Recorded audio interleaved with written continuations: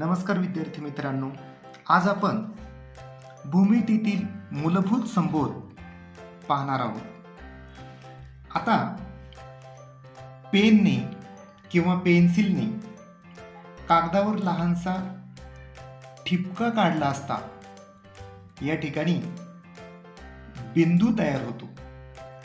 पेनने ज्यावेळी आपण एक ठिपका काढतो त्यावेळी तो बिंदू झाला असे म्हणतात, किंवा आपण रांगोळीचे ठिपके काढतो त्याला सुद्धा बिंदू म्हणतात। या बिंदूला नाव देतात। उदाहरणार्थ हा पी बिंदू आहे। बिंदूला नाव अक्षराने देतात। आता यानंतर दुसरा भाग आहे रेषाखंड। आता आपण या ठिकाणी P आणि Q असे दोन बिंदू काढू। या दोन बिंदूंना आपण पट्टीच्या साहाय्याने जोडू।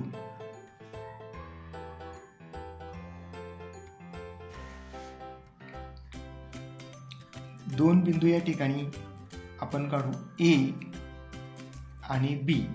आता या बिंदूंना पट्टीच्या साहाय्याने आपण जोडू।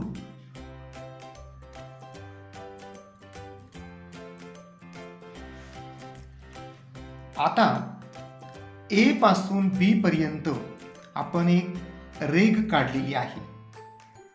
आता या रेघेला B या बाजूला आपण वाढवू शकतो।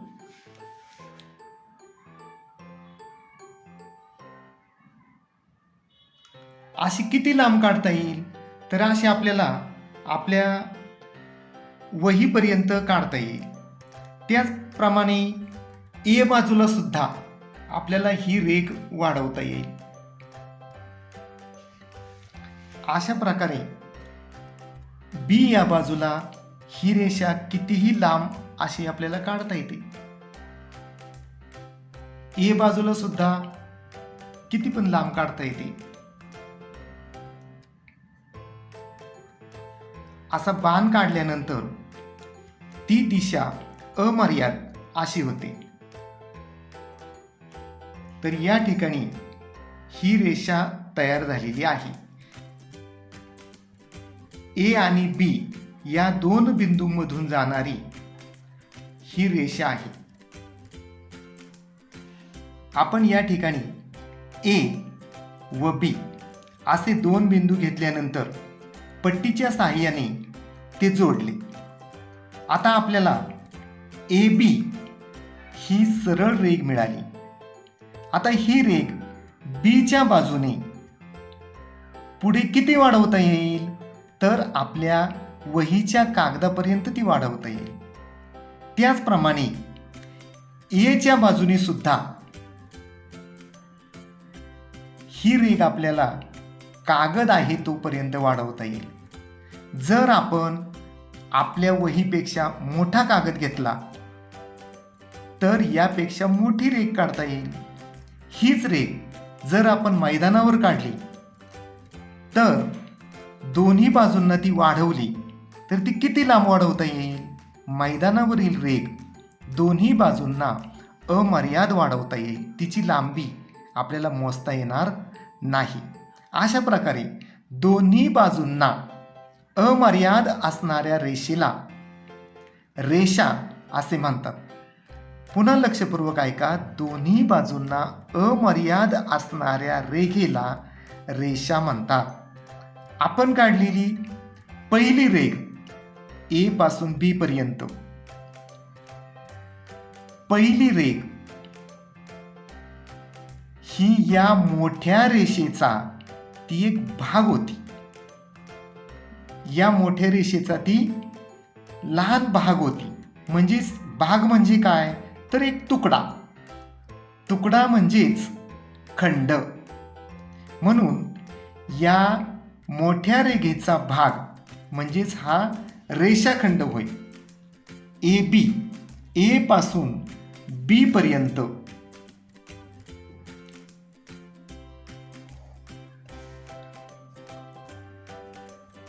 ए पासून बी पर्यंत आणि या ठिकाणी ही ए आणि बी बिंदू आहेत आणि ते मर्यादित आहेत, अशा मर्यादित बिंदूंच्या संचाला रेषाखंड असे म्हणतात.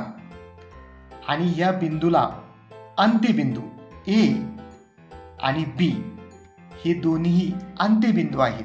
रेषाखंड ए बी हा रेख ए बी असे लिहितात.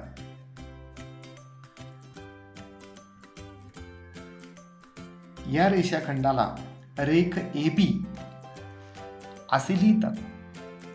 ए व बी हे त्या रेषाखंडाचे अंत्यबिंदू आहेत व रेषा, आता या ठिकाणी आपण ए बी रेषा काढलेली आहे, त्याचप्रमाणे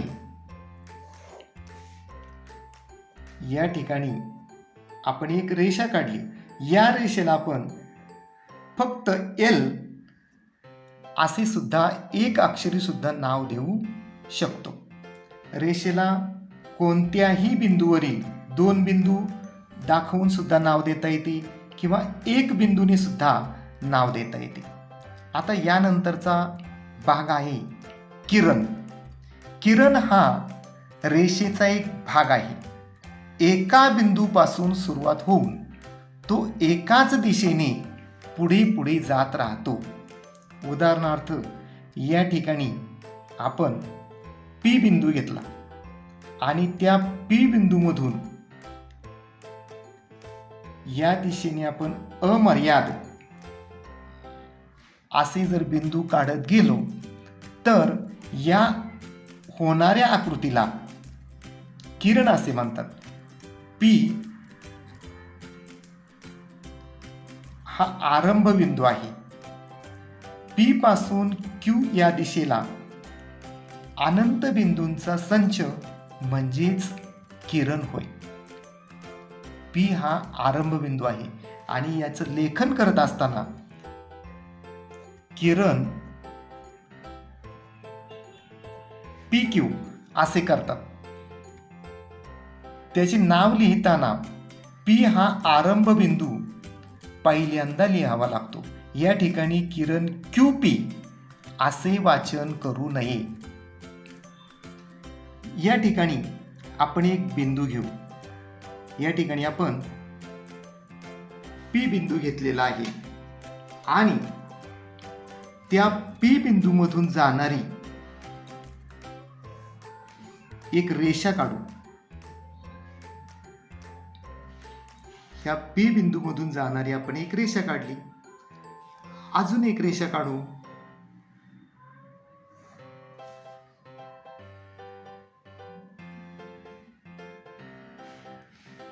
या एकाच बिंदूमधून जाणारी एक रेषा, दुसरी रेषा, अजून किती रेषा काढता येतील? तर या एकाच बिंदूमधून आपल्याला अनेक रेषा काढता येतील.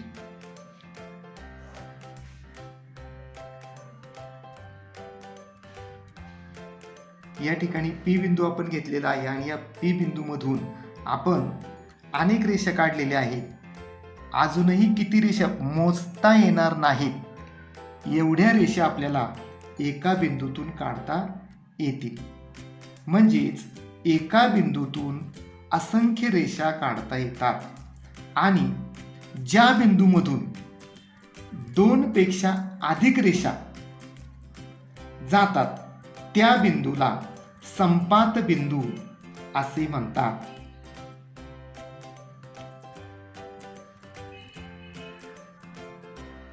या ठिकाणी आपण काही बिंदू घेऊ. उदाहरणार्थ